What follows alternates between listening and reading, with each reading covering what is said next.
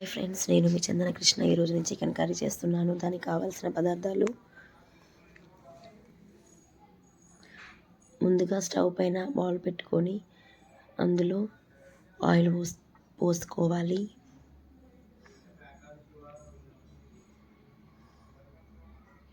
Oil heat అయ్యాక మసాలా దినుసులు వేసుకోవాలి, ఒకటి తర్వాత ఒకటి.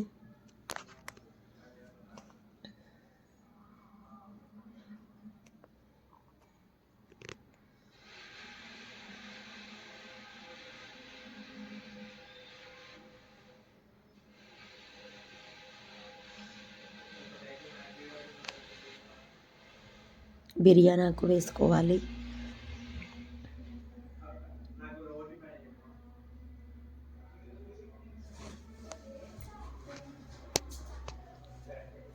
ఆ తర్వాత పచ్చిమిర్చి వేసుకోవాలి.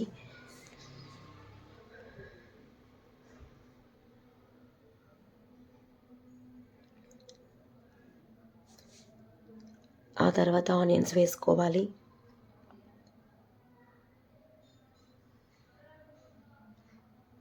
ఒకసారి కలుపుకోవాలి. ఎప్పుడైనా నాన్ వెజ్ వండినప్పుడు ఆనియన్స్, పచ్చిమిర్చి ఇలా పొడువుగా కోసుకోవాలి. కర్రీ టేస్ట్గా ఉంటుంది. పుదీనా వేసుకోవాలి.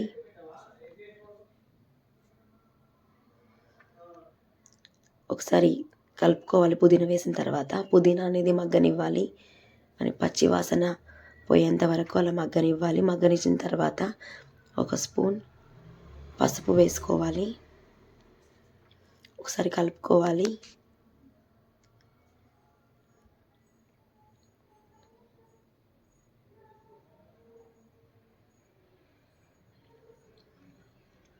కలుపుకున్న తర్వాత 1 స్పూన్ అల్లం వెల్లుల్లి పేస్ట్ వేసుకోవాలి.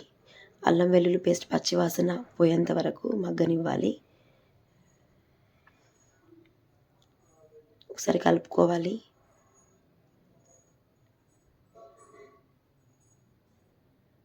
తర్వాత టమాటోస్ వేసుకోవాలి.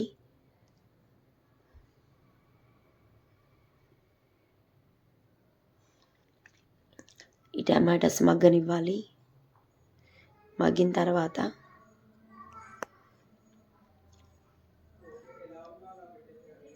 ఒకసారి కలుపుకోవాలి. ఆ తర్వాత చికెన్ వేసుకోవాలి.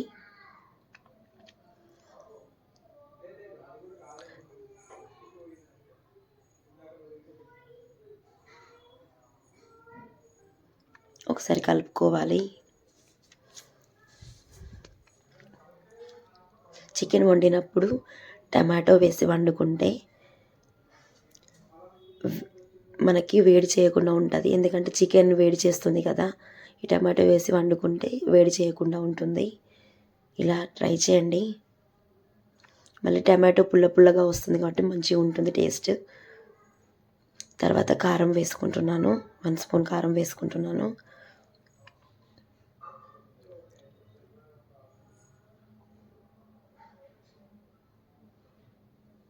వన్ స్పూన్ సాల్ట్ వేసుకుంటున్నాను. మీ టేస్ట్ తగ్గట్టు మీరు వేసుకోండి. ఒకసారి కలుపుకోవాలి.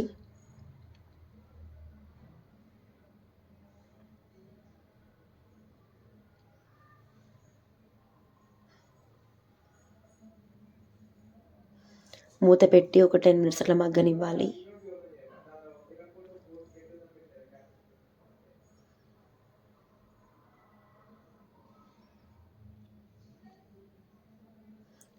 ఇప్పుడు మగ్గిపోయిందండి, చూడండి. ఆ తర్వాత నేను ధనియా పౌడర్ వేసుకుంటున్నాను 1 స్పూన్. తర్వాత గరం మసాలా వేసుకుంటున్నాను 1 స్పూన్. తర్వాత కొత్తిమీర వేసుకుంటున్నాను. ఒకసారి కలుపుకోవాలి.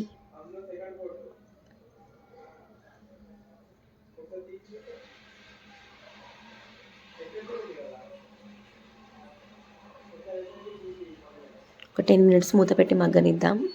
మగ్గిపోయిందండి. ఇప్పుడు టీ గ్లాస్ వాటర్ పోస్తున్నాను. టీ గ్లాస్తోనే 2 గ్లాసెస్ వాటర్ పోసుకుంటున్నాను. పోసిన తర్వాత కలిపేసి మూత పెట్టుకోవాలి ఒక 5-10 మినిట్స్. చూడండి దగ్గర పడింది. తర్వాత కొత్తిమీర వేసుకొని సర్వ్ చేసుకుంటే రెడీ స్పెషల్ చికెన్ కర్రీ. ఇది రోటీలోకైనా రైస్లోకైనా బాగుంటుందండి.